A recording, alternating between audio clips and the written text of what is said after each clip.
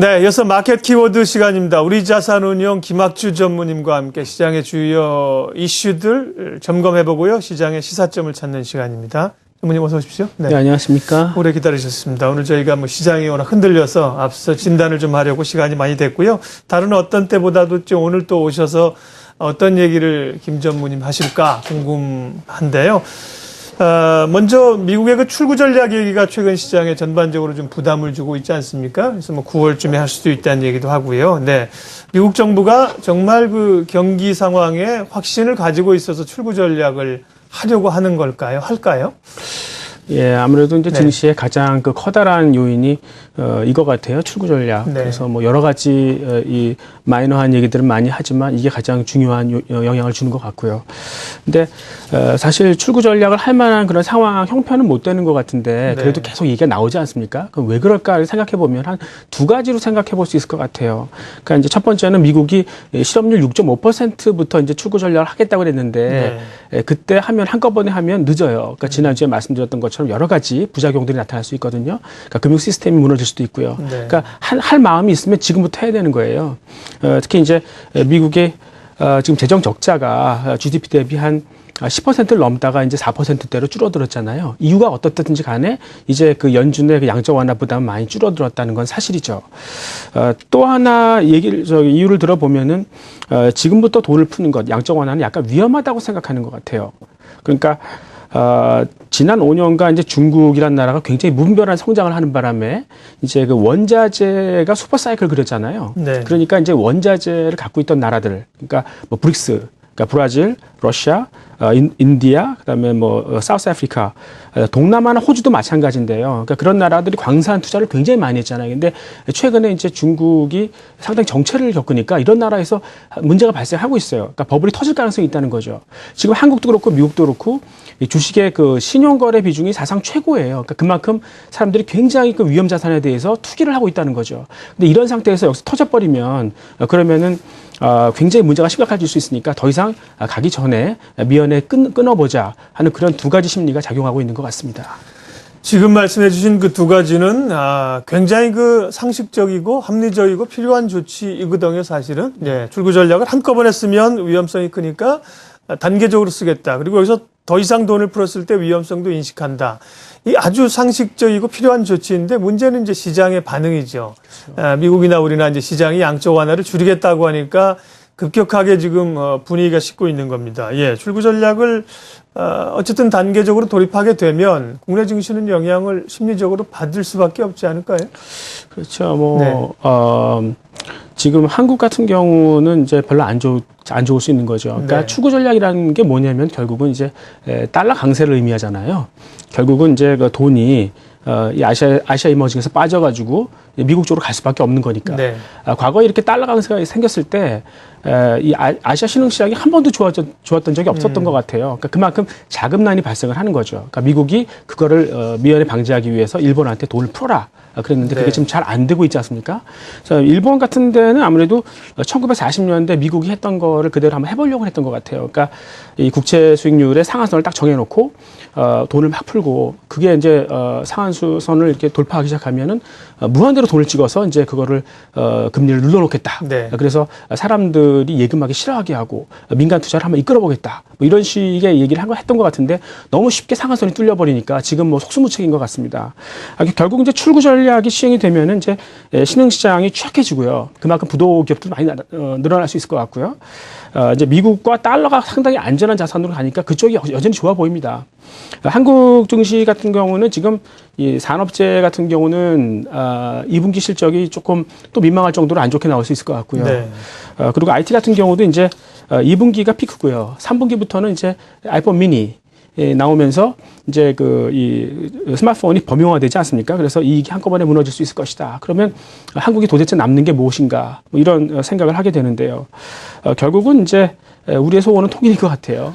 결국은 네. 이제 그 북한의 재건 수요를 통해서 그게 이제 신선한 충격이 되어서 이 어려운 시기를 넘어가야 되지 않을까.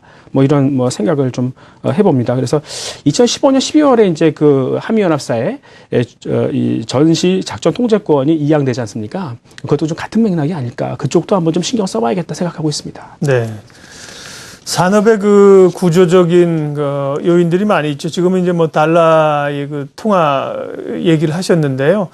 우리가 사실 큰 사이클상 이제 산업의 흐름들을 갖고 있지 않습니까? IT 이후에 또 뭐가 좀 될까? 미국은 최근에 보면 뭐 에너지 가격 하락해서 이 기초제도 좋은 것 같고요. 또 헬스케어나 건설업종도 좀 살아나는 것 같고요. 네, 업황으로 봤을 때 어떤지 좀 더 설명해 주세요. 미국이 이제 그 대담하게 네. 추구 전략을 생각할 수 있는 이유는 이제 결국 고용인데 그 고용을 좋게 만드는 게 이제 그 건설이라든가 헬스케어 쪽이죠. 근데 네. 실제로 뜯어놓고 보면 이쪽은 굉장히 이 근로 조건이 취약해요. 네. 그래서 사실 그렇게 뭐 소비에 도움이 잘 안 되고요. 진짜 의미 있는 개선을 이룬 거는 미국에서 아무래도 자원개발 쪽에서의 고용인 것 같아요. 네. 그러니까 이제 셰일 가스를 이제 개발하다 보니까 오히려 지금은 거기서 석유가 더 많이 나는 것 같아요.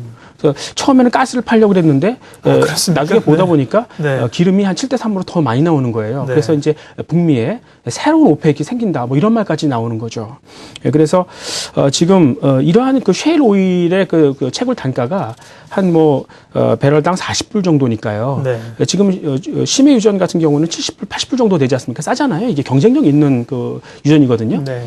그리고 또 운송비도 없지 않습니까? 그러니까 상당히 경쟁력 있고 이렇게 낮은 가격의 에너지가 미국에 이게 보급되다 보니까 미국에서 제조업이 또 살아날 거 아니겠습니까? 그렇다면 굳이 이 아시아 쪽에서 물건을 사갈 필요도 없는 거죠. 그래서 지금 뭐 우리나라에서 타격을 받는 그런 섹터를 보면은 일단 정유화학을 꼽을 수 있을 것 같아요.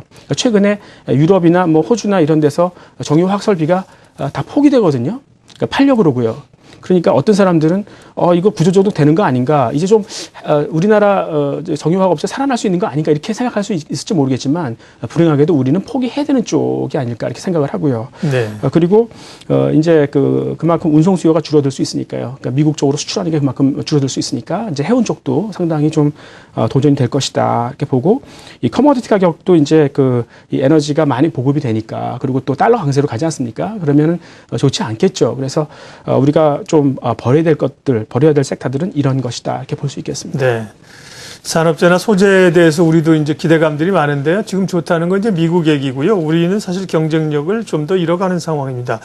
건설 얘기하신 길에요. 미국은 건설이나 건축, 뭐 자재 이런 거 주가도 좀 오르고 회복이 되는데, 국내는 아직까지 뭐 건설업이 완전히 회복은 안 됐는데, 그래도 오늘도 보면 이제 뭐 리모델링 정부가 좀 규제 완화하고 이러면서 건설주들에 대한 관심이 높아요. 국내 건설주들은 어떻게 보세요?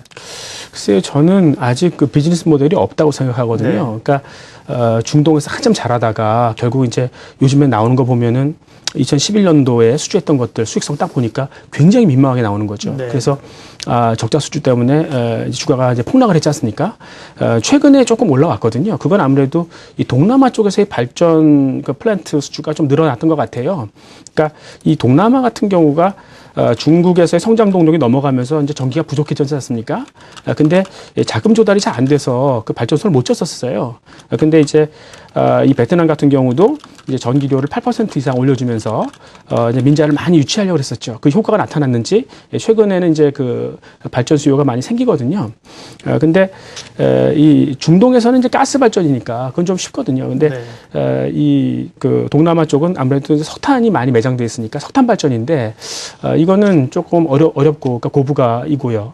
그리고 동남아 분들이 잘 운영을 못해요. 그래서 운영 좀 해달라 그러죠. 그래서 그 운영 서비스까지 해주니까 조금 고부가 아닌가. 그래서 좀 좋다. 뭐 이렇게 얘기할 수 있는데, 문제는 그 동남아에 중국이나 일본 업체들이 들어가 있어요. 그러니까 중국이 석탄이 많이 나잖아요. 그리고 네. 중국에 석탄 발전소가 많지 않습니까? 이미 지어본 경험이 상당히 있는 거죠. 그러니까 그분들도 들어와 있고, 일본 사람들은 2005년에 중동에서 한국한테 쫓겨났잖아요. 그리고 이 동남아로 왔어요.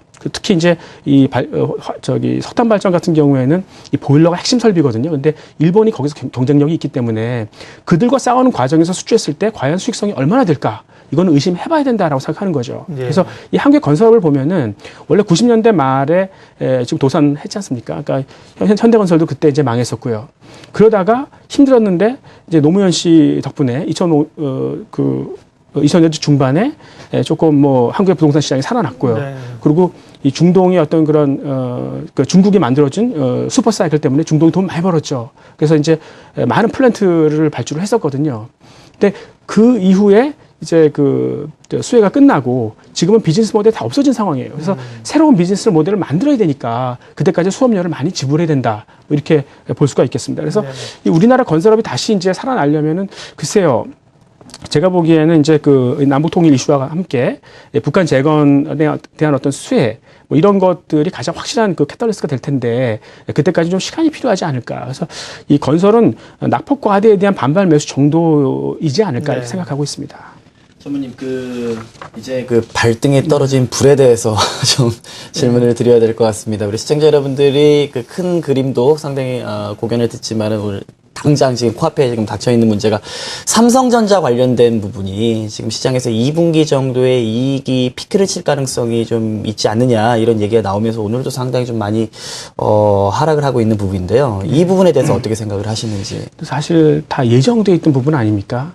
그러니까 우리가 사실 피처폰에서도 그런 걸 경험했었거든요. 네. 그래서 대부분의 투자자들이 우리는 삼성전자 2분기 이익까지만 볼 것이다. 그 다음에 팔 것이다. 뭐 이런 사람들이 되게 많았었습니다.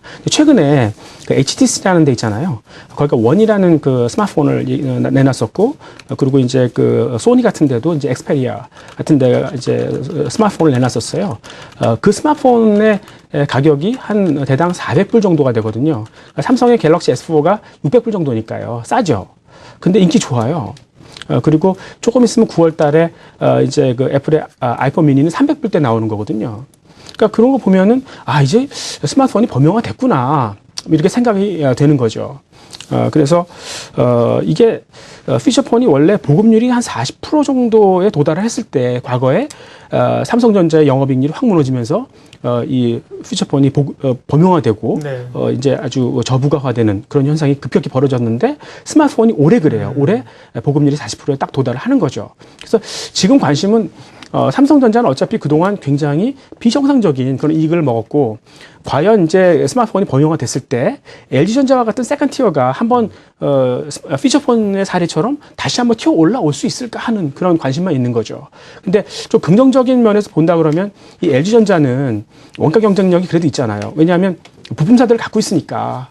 그분들이 애플한테 납품하잖아요. 그러니까 규모의 경제를 어느 정도 갖고 있다는 거죠. 또 하나는 이 HTC나 소니보다도 더 다양한 라인업을 갖고 있지 않습니까? 그러니까 이 통신사들이 다루기가 훨씬 더 쉬운 거죠.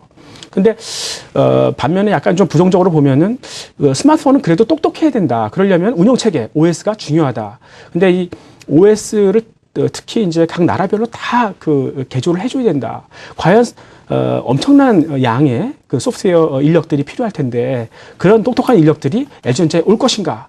차라리 중국 쪽에 그런 사람들이 되게 많다. 그러니까 중국이 사실 한국의 그 스마트폰을 추격하는데 훨씬 더 쉽지 않을까? 뭐 이런 이슈들이 있는 것 같아요. 그래서 제가 보기에는 LG전자의 그 하드웨어의 경쟁력이 발현이 되려면은 적어도 이 히트 모델 하나 정도는 내줘야 그때부터 얘가 좀 잘할 수 있구나 이렇게 믿을 수 있을 것 같아요. 네. 그런데 좀 궁금한 게 있는데요. 스마트폰이 범용화 단계에 들어가면서 이제 가격 인하가 돼서 경쟁력이 좀 떨어지고 경쟁이 더 심화될 것이라고 말씀하셨는데 그래도 최근에 좀 새로운 기술들이 또 도입이 되고 있잖아요. 예를 들면 플렉서블 디스플레이 같은 이런 것들은 오히려 또 단가 인상의 기회도 될 수 있고 새로운 기술이니까 또 변화할 수 있는 기회가 될 수 있을 것 같은데 이런 부분은 없을까요? 그러니까 그게 사실은 해답이죠. 그래서 이제 삼성전자도 이제 차별화를 해야 되는 거죠. 그래서 그런 것들, 그러니까 뭐 OLED라든가 그 다음에 이제 다양한 어떤 그런 기능들. 이 새로운 인식 기능들. 그래서 사람들의 새로운 수요를 불러일으킬 만한 그런 네. 기능들이 만약에 집어넣어진다 그러면은 정말 수요를 창조할 수 있는 거죠. 근데 애플이 그러질 못했잖아요. 그러니까 애플의 사례처럼 삼성전자도 뭘 한다고 하는데 실제로 삼성전자의 그 투자 현황을 보면은 아직 거기에 투자를 많이 못 하고 있거든요. 그 얘기는 뭐냐면은 아직도 삼성이 준비가 안 됐다고 보는 거죠. 그러니까 일단은 팔고 그 다음에 너희들이 잘할 수 있을 때 그때 다시 얘기하라. 뭐 이런 표시 같아요. 네. 1등은 참 힘든 것 같아요. 저는 뭐 1등을 많이 안 해봐서 스트레스는 없습니다만, 뭐 늘 기대가 있잖아요. 늘 계속 잘해야 된다는 삼성전자도 그렇고요. 계속 신제품을 내놓아야 되고, 계속 올라가야 되고, 계속 시장을 주도해야 되고, 이런 고민들이 참 있는 것 같습니다. 삼성전자 관련해서도 다각도로 생각해야 될 다른 분야까지 오늘 생각해보는 시간이었죠. 예, 마켓 키워드 우리 자산 운용 김학주 자무님 함께 했습니다. 고맙습니다. 고맙습니다.